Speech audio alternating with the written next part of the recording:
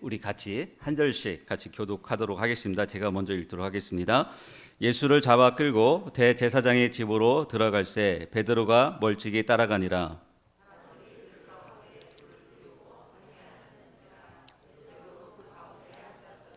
한 여종이 베드로의 불빛을 향하여 앉은 것을 보고 주목하여 이르되 이 사람도 그와 함께 있었느니라 하니,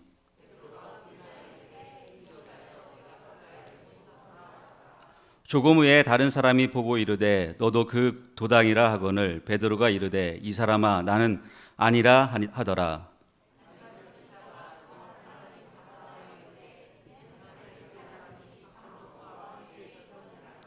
베드로가 이르되 이 사람아 나는 네가 하는 말을 알지 못하노라. 아직 말하고 있을 때에 닭이 곧 울더라.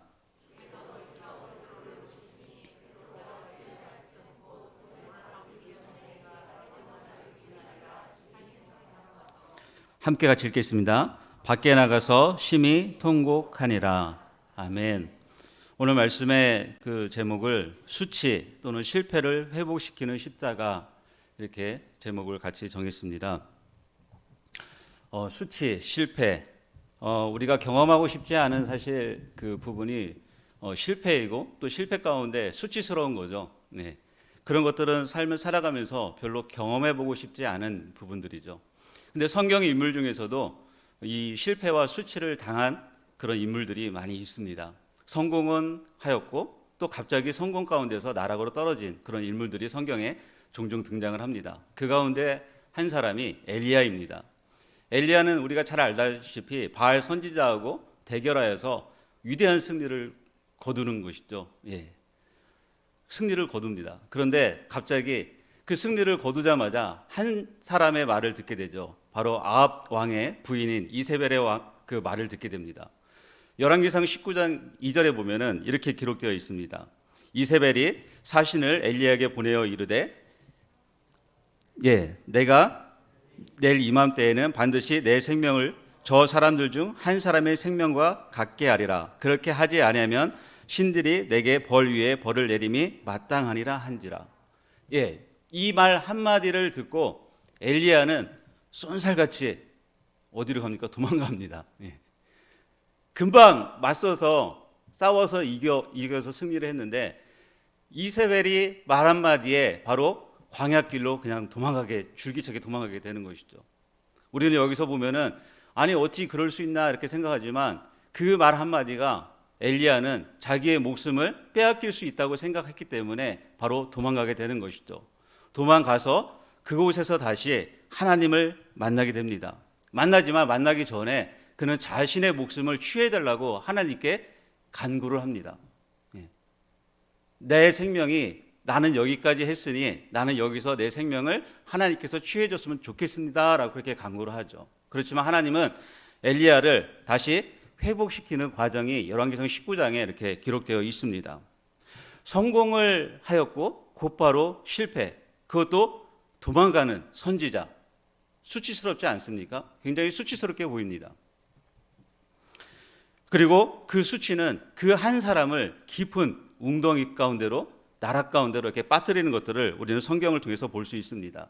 인생을 살아가면서 이와 같은 상황을 경험하신 분들도 계시고 또는 간접적으로 경험한 부분도 있을 것입니다. 불과 작년만 해도 언론에서 성공했다, 높은 자리에 있다가 갑자기 밑으로 추락해서 사망까지 이르는 경우도 있고, 요즘같이 선거전을 보면은 상대방을 어떻게 하는 게 가장 선거에서 승리할 수 있다고 생각합니까? 저 사람의 실패와 저 사람의 수치거리를 잡아내서 그 사람을 집중 공략하는 것이죠. 그래서 그 사람을 나락으로 떨어뜨리면은 내가 올라갈 수 있다고 생각하는 것. 그것이 오늘날 세상의 그 대부분의 일들인 것이죠. 오늘 본문을 보면은 베드로도 그런 경험을 하였던 인물임을 우리는 알 수 있습니다. 본문의 베드로도 완전 실패와 수치심에서 통곡할 수밖에 없는 장면이 오늘 이 본문에 분명하게 기록되어 있는 것이죠. 베드로 하면 어떤 사람인지 우리는 너무나 잘 알고 있습니다. 우리 소위 말하는 예수님의 수제자, 이렇게 말하고 있지 않습니까? 그는 예수님을 위해서라면 목숨을 바칠 정도로 내 한 목숨 다해서 예수님을 지키겠다고 바로 다짐하고 결심하고 또 그렇게 행동했던 사람이 바로 베드로인 것이죠. 그렇지만 베드로는 예수님이랑 함께하면서 예수님이 가르쳐 주셨던 그 말씀들을 때로는, 아니 심지어는 완전히 오해하고 살았던 것이 분명한 것이죠. 오늘 본문을 보면은 베드로는 분명히 오해했었습니다.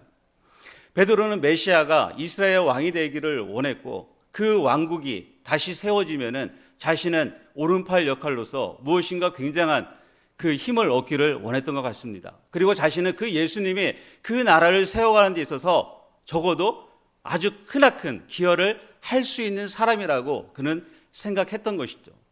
예수님이 말씀하신 것과는 전혀 다른 의도의 그런 생각을 스스로 품고 있었던 것이죠. 그래서 성전 경비대가 감난산으로 겟세마네 동산에 와서 바로 예수님을 체포하러 왔을 때 그는 예수님을 지키기 위해서 칼을 쓰게 되는 것이죠. 왜요?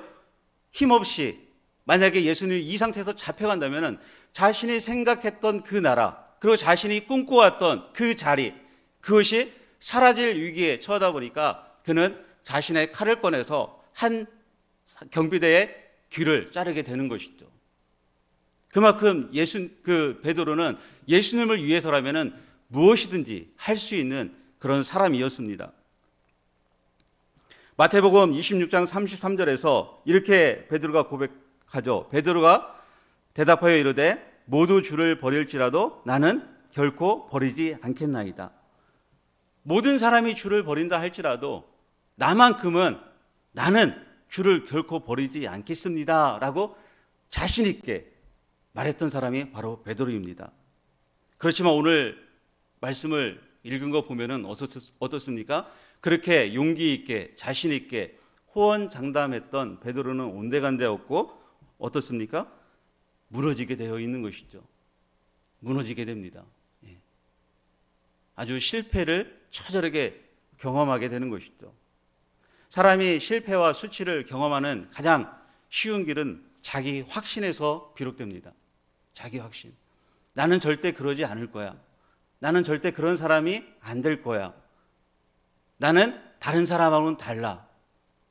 그런 어떤 자기 확신이 뿌리 깊게 자리 잡고 있으면은 그것이 자기 확신이 곧 교만이 되어져서 어느 순간 그것이 자신을 바로 실패와 더 깊은 구렁텅이로 내리게 되는 그런 결과를 맞이할 수 있습니다.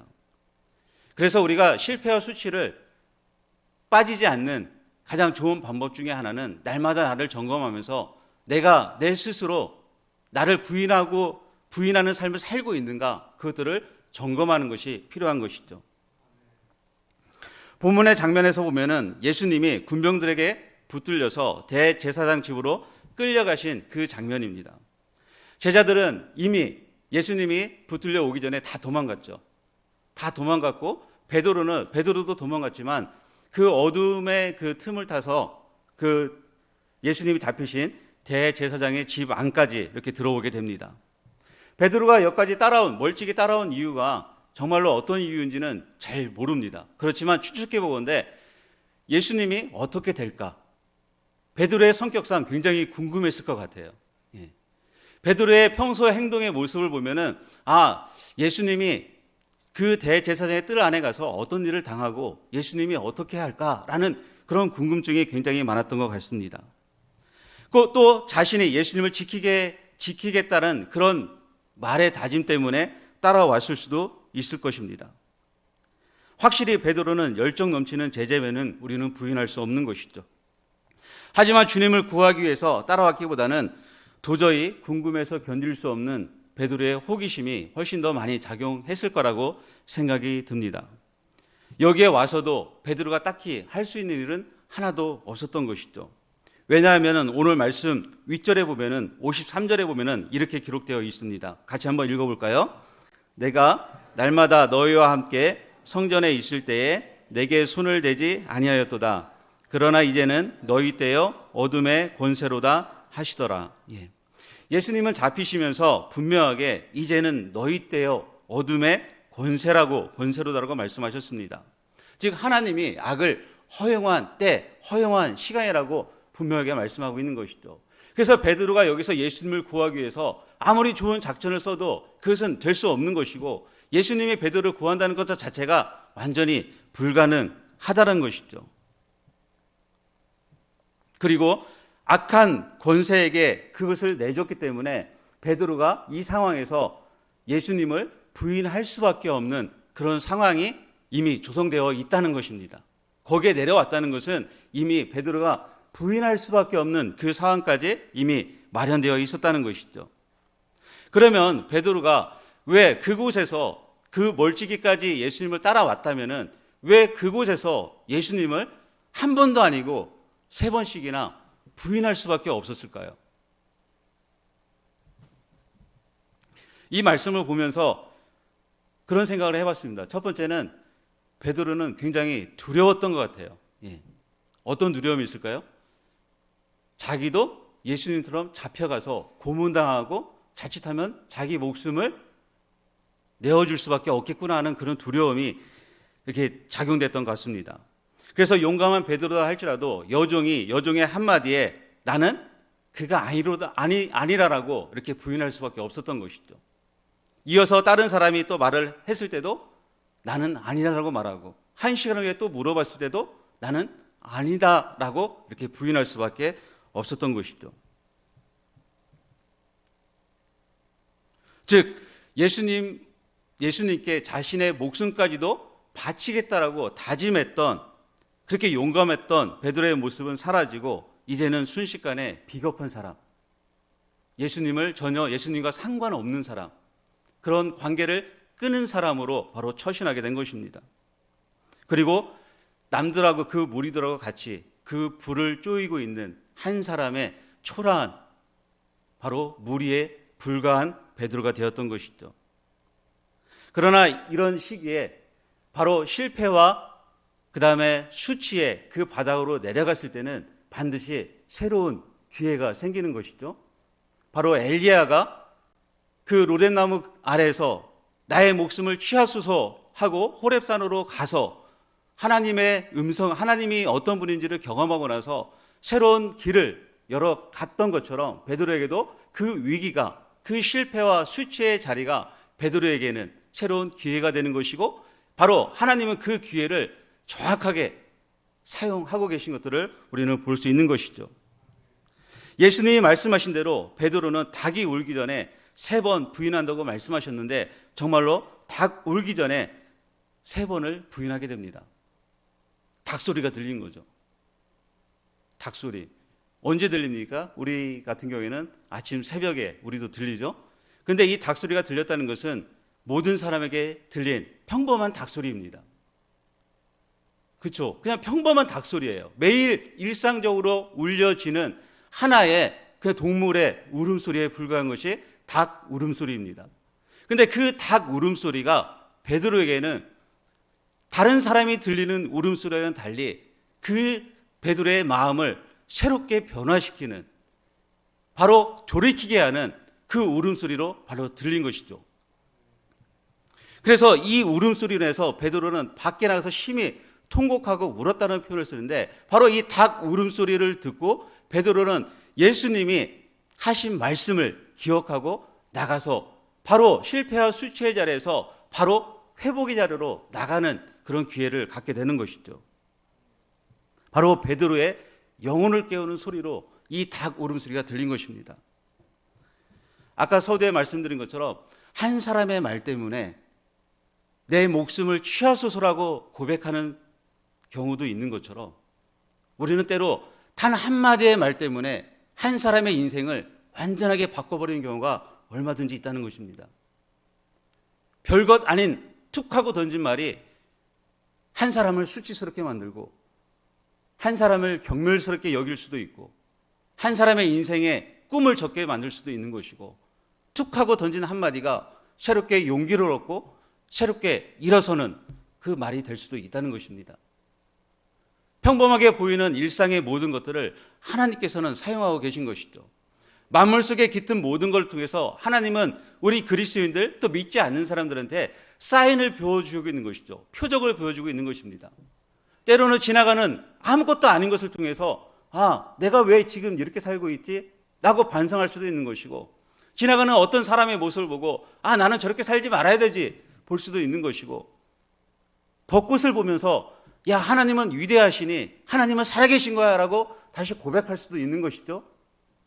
그게 바로 일상의 평범한 가운데 보여지는 하나님의 위대함인 것이고, 그러한 것들을 통해서 하나님은 실패와 좌절과 수치스러운 상황 가운데 있는 사람들을 다시 돌이켜 일깨우시는 것을 믿으시기 바랍니다. 하나님은 보잘것없는 여러 가지 수단들을 통해서, 사람을 통해서, 동물을 통해서, 자연을 통해서, 어떤 모든 것들을 통해서 하나님은 쓰러져가는 영혼들, 쓰러져 있는 영혼, 절망하는 영혼, 피폐된 영혼, 그 아픔 가운데 있는 영혼을 새롭게 세우시고 회복시키시는 하나님이심을 믿으시기 바랍니다. 그래서 닭이 우는 소리를 듣고 베드로는 나가서 심히 통곡하게 된 것이죠.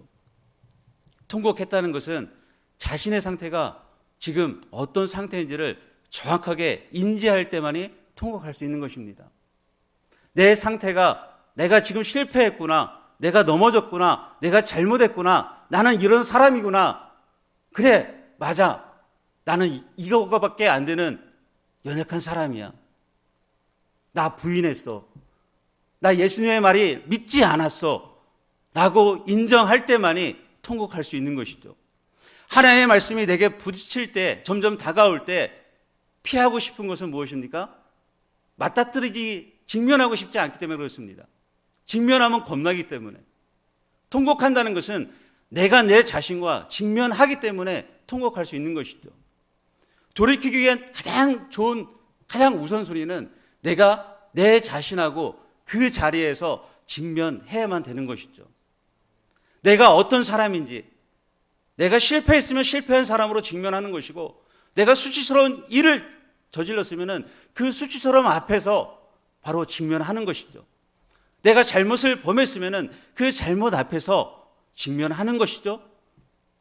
내가 거짓말을 했으면 거짓말 앞에서 직면하는 것이고, 남의 것을 훔쳤고 남의 것을 빼앗았으면 그 빼앗은 것에서 직면하는 것이죠.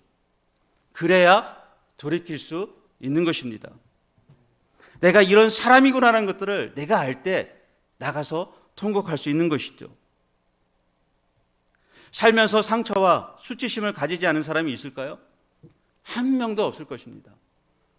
누군가로부터 상처를 분명히 받았고, 때로는 누군가로부터 수치심을 느끼는 그런 말을, 언행과 눈빛을 받은 경우도 분명히 있을 것입니다. 왜요? 원수는 가능하면 우리에게 정죄감을 주고 수치감을 주고 상처를 줘서 믿음에서 떨어뜨리게 하는 것이 목적이기 때문에 그렇습니다. 가능하면 믿는 자들에게 상처를 주는 것이죠. 교회를 떠날 때 가장 많이 듣는 단어가 무엇입니까? 나 상처받았어. 교회 아닌 곳에서 상처 안 받습니까? 어떻게 교회에서만 받았다고 상처받고 떠납니까? 그럼 직장에서 상처받으면 직장에서 떠나야죠. 집에서 상처받으면 집에서 떠나야죠. 안 떠나잖아요. 왜 그렇습니까? 자신이, 그건 자신 안에 있는 자신하고 마주치지 못하기 때문에 그렇습니다. 누구나 상처받습니다. 그렇지만 그것이 하나의 원수, 우리 사단의 우리를 향한 공격이고, 그 사람을 믿음에서 떨어뜨리고 공동체에서 끊어지게 하고 공동체를 이간질시키고 분열시켜서 무너뜨리게 하는 전략인 것이죠. 우리는 그것을 때로 지혜롭게 분별해야 될 줄로 믿습니다. 사단은 우리의 약점을 너무 잘 알고 있어요. 귓가에 속삭이는 거죠. 너 과거에 이런 사람이잖아. 너 과거 이랬잖아. 너 실패한 사람이야. 너 내 내면을 보면은 너 이런데 어떻게 너 저 사람 앞에서 너 이렇게 할 수 있어? 너 왜 당당할 수 있어? 라고 정죄감을 주는 것이죠. 베드로에게도 분명히 그런 사단의 공격이 이미 아까 예수님이 말씀하신 것처럼 어둠에게 권세를 내어준 상태이기 때문에 베드로가 부인할 수밖에 없는 그런 시점인 것이죠. 그렇지만 예수님이 베드로가 그 나락으로 떨어지도록 내버려 두지 않으셨다는 것이죠. 그냥 예수님이 베드로 네 알아서 해 라고 가만두지 않으셨다는 것이죠. 어떻게 하셨습니까? 누가복음 22장 31절에서 32절에 예수님이 이미 이 상황 가운데서 기도하셨습니다. 같이 한번 읽어볼까요? 시작. 시몬아 시몬아 보라, 사탄이 너를 밀가부르듯 하려고 요구하였으나 그러나 내가 너를 위하여 내 믿음이 떨어지지 않기를 기도하였노니. 예. 예. 내가 너를 위하여 네 믿음이 떨어지지 않기를 기도하였다. 사단은 분명히 흔들어 제끼는 거죠. 그렇지만 예수님이 네 믿음이 떨어지지 않도록 내가 너를 위해서 기도했다.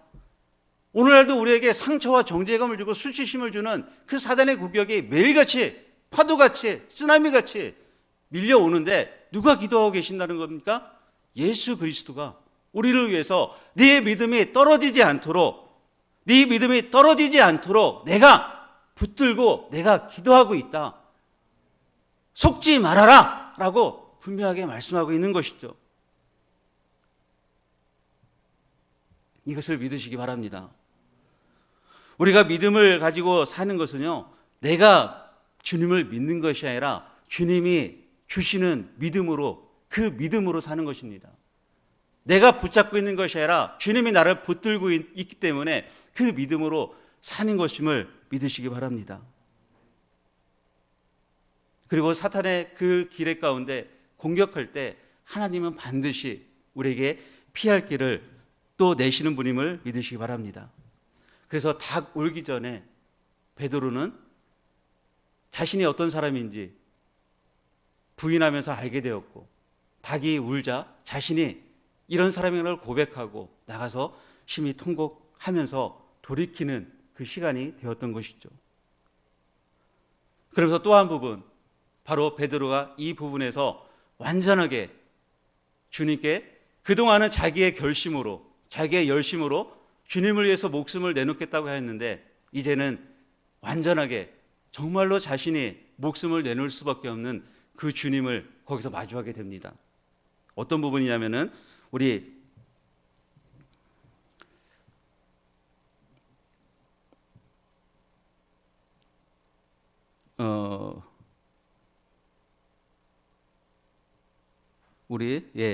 잠시만요. 예.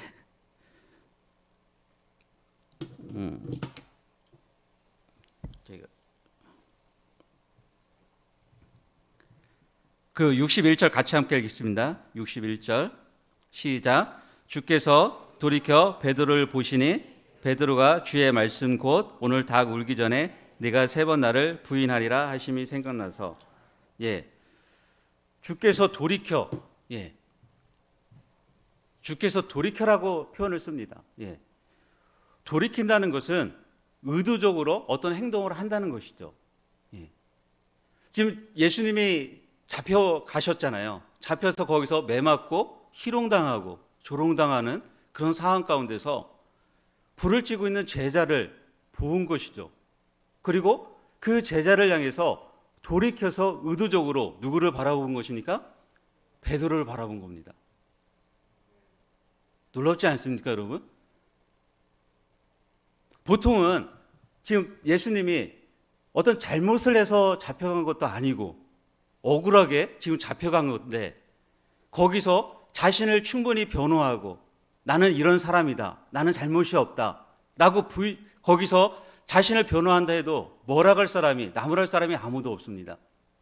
그런데 그런 상황 가운데서 예수님이 지금 자신을 보는 것이 아니라 돌이켜서 베드로를 향해서 베드로에게 눈빛을 주고 있는 것이죠.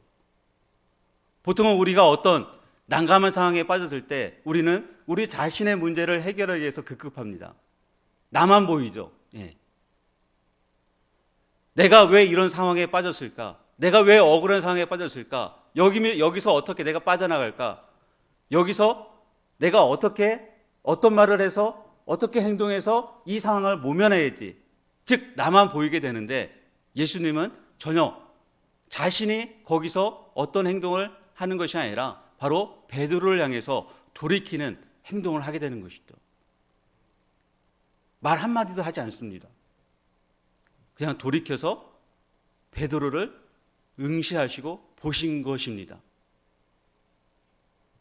베드로의 마음이 어땠을까요? 옛날에 유행가 가사에 눈빛만 봐도 있잖아요. 눈빛만 봐도.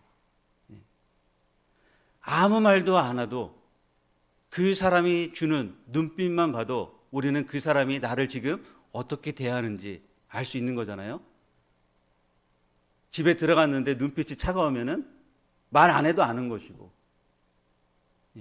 교회 공동체 왔는데 어떤 성도님이 나를 향해서 까칠하게 눈빛을 주면은 나한테 삐졌구나 짐작하는 것이고, 눈빛이 사랑스러우면은 집사님이 나를 반기는구나 아는 것이고, 직장에서도 학교에서도 친구들 간에서도 아무 말 하지 않아도 그 사람의 눈빛만 봐도 저 사람이 나를 지금 어떻게 생각하고 있는가 우리는 알 수 있는 것이죠.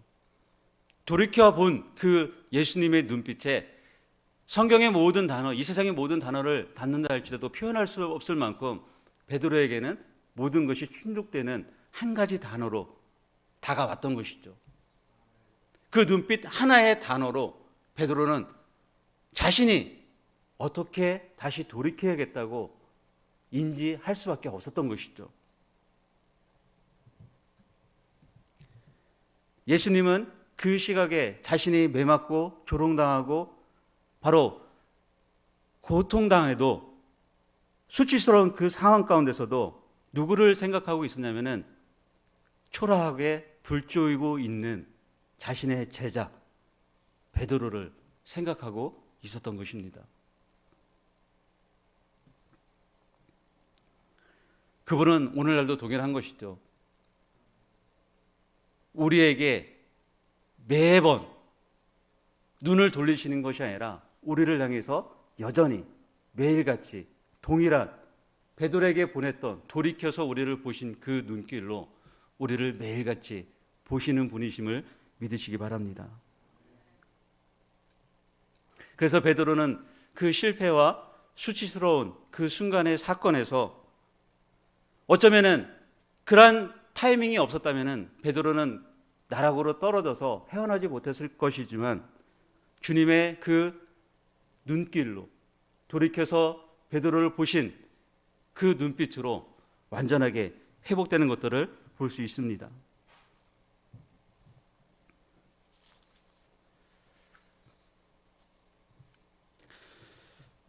사실 우리는 주님의 거룩한 은혜로 우리 안에 있는 수치스러운 죄로부터 어쩌면 지금까지 보호받고 있습니다.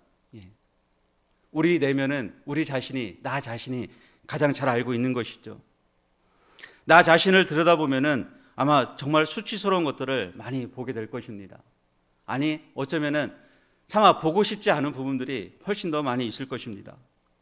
그럼에도 불구하고 주님은 그 모든 것을 아시면서도 우리를 믿음으로 붙드시고 우리를 지키고 있으시기에 우리가 지금 이곳에서 그 주님을 예배할 수 있는 줄로 믿습니다. 그렇다면 우리가 살아가는 데 있어서 사람과의 관계에 있어서 어떤 사람이 수치스러운 죄를 저지르는 것을 알게 되었거나 또 어떤 사람의 말이나 행동으로부터 내가 해를 입었다고 생각해 보시기 바랍니다.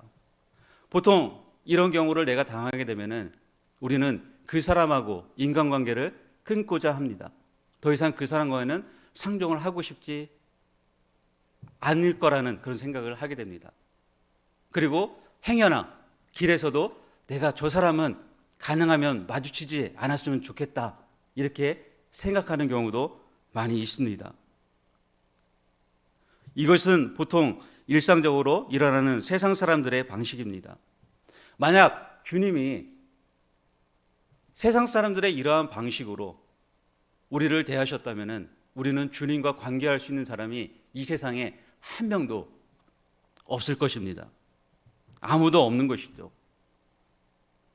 그런데 주님은 의도적으로 돌이켜서 베드로를 바라보신 것이죠. 수치스러운 실패의 자리에 있는 베드로를 보셨고 그렇다면 허물 많은 우리가 다른 사람을 정죄하듯이 바라볼 이유가 있을까요? 죄는 미워하되 사람은 미워하지 말라는 말처럼 그 사람을 우리가 정죄하듯이 싸늘한 눈빛으로 입에는 담지 않지만 그 눈으로 그 사람과의 관계를 끊고자 하는 그런 눈빛을 우리가 굳이 보여야 할 이유가 있을까요? 때론 그러고 싶을지라도 저는 오늘 이 본문 말씀을 우리가 기억했으면 좋겠습니다. 주님께서 의도적으로 돌이켜서 베드로를 보셨던 것처럼, 우리 등을 돌리지 않고 베드로를 보셨던 것처럼 주님이 우리를 그렇게 보고 계시는 것을 믿으시고 우리에게 등 돌리지 않는 그 주님을 바라봤으면 좋겠습니다. 그렇다면 다른 사람에게도 우리 또한 주님이 우리에게 그렇게 하셨다면 주님을 닮아가는 우리 또한, 우리가 제자라고 표현하고 있는데 우리 또한 그 다른 타인을 향해서도 그런 눈길을 주어야 되지 않을까요? 세상 사람들은 분명 그런 관계 속에서, 그런 눈길 속에서 사람과의 관계를 끊어내는 것이 최선이고 그 사람을 쳐내는 것이고 그리고 자신이 올라가는 것이 목표이지만 우리는 그게 목표가 아닙니다. 우리는 같은 한 하나님의 창조물, 창조인 그 하나님의 자녀의 존재로서, 동등한 그런 존재로서, 가치 있는 존재로서 각 지체를 바라봐야 될 줄로 믿습니다.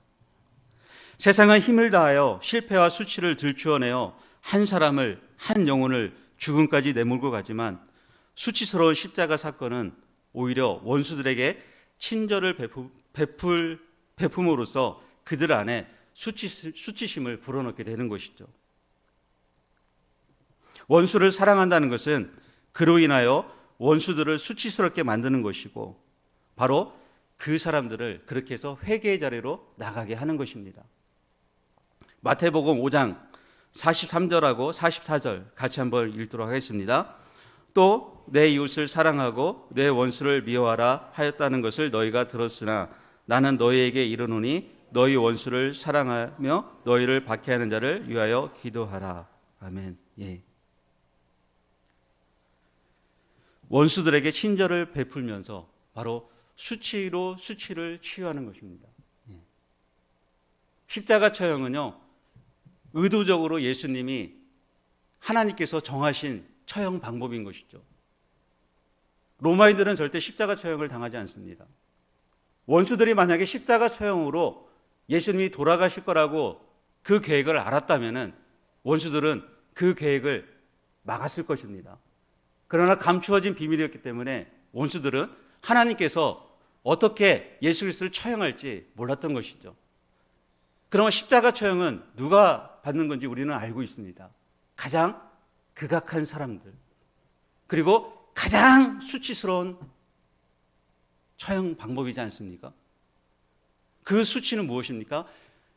신학자는 이렇게 표현합니다. 그 사람의 명예, 그 사람의 체면을 완전히 요절내는 것이 십자가 처형이라고 표현합니다. 사람이 체면이 완전히 땅바닥에 떨어지면은 죽고 싶은 것이죠. 아무리 모든 것들을 소유했다 할지라도 그 체면이 땅바닥에 떨어지면은 죽고 싶은 것이죠. 바로 십자가의 처형은 그런 의미를 담고 있는 것입니다. 그렇지만 그 십자가의 수치스러운 그 사건이 원수들을 하여금 수치를 느끼게 하는 것이고 실패의 자리에 있는 자에게는 다시 회복을 안겨주는 사건임을 믿으시기 바랍니다. 십자가는 우리가 가진 환상들을 조각냅니다.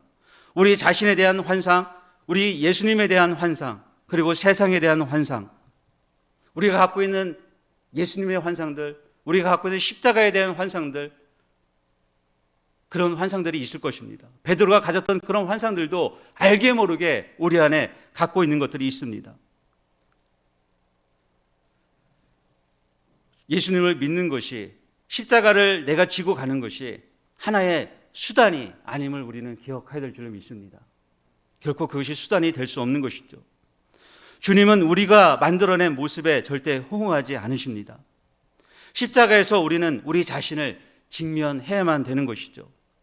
오직 실패와 수치의 경험에서만 성공할 수 있는 낯설은 자리로 이끄는 것이 바로 십자가인 것이죠. 그래서 십자가에 나간다는 것은 고통스러운 것입니다. 그 낮아짐으로 간다는 것은 고통스러울 수밖에 없는 것이죠. 왜냐하면 우리의 환상, 나의 환상, 예수님이 갖고 있는 환상, 그것이 처절하게 깨어지기 때문에 진실로 내가 십자가 앞에 나가는 것은 고통스럽고 아플 수밖에 없는 것입니다. 그곳에서 진짜 나를 보고 나를 마주하기에 수치스럽지만 베드로가 그곳에서 다시 시작한 것처럼 그것이 바로 저와 여러분의 시작점인 줄로 믿습니다. 실패와 수치는 결코 주님을 따르는 데 있어서 결격 사유가 될 수 없는 것이죠. 베드로와 같이 실패 또는 일상에서 사소한 실패가 있고 연속된 실패가 있는 경우도 있지만 우리는 그 이후에 부활하신 주님을 만난 베드로의 행적을 너무나 잘 알고 있습니다. 베드로가 많은 사람들 앞에서 복음을 증거할 때 그는 과거에 자신이 부인했던 자신을 기억하는 것이 아니라 예수님이 자신을 어떻게 회복시켜서 그 예수님이 어떠한 사람인지를 증거하는데 자신이 몸을 던지는 것들을 우리는 볼 수 있는 것이죠. 비록 베드로가 오늘 본문에서 3번을 주님을 부인하고 실패와 수치의 나라고 떨어졌지만 그 주님은 그 베드로를 다시 회복시켜서 마땅히 걸어가야 될 베드로의 사명의 자리로 이끄시는 주님을 우리는 보게 됩니다. 우리 또한 예수님께서 우리에게 정하신 목적의 방향대로 때로는 우리가 스스로에게 던진 질문 속에서 나는 이것밖에 안 돼, 나는 내 사명이 뭔지 몰라 라고 때로는 말할 수 있지만 주님은 그런 한 사람 한 사람 연약한 사람들을 통해서 십자가를 지고 가는 우리를 통해서 바로 사명의 자리로 또 우리가 해야 될 마땅한 그 자리로 이끄셔서 주님의 일을 반드시 이루시는 분이심을 믿으시기 바랍니다. 이 고난주간 이 기간 동안에 바로 그러한 주님을 더 깊이 묵상하며 그 은혜를 더 깊이 누리는 시간이 되기를 주님의 이름으로 축복합니다. 아멘. 같이 기도하도록 하겠습니다.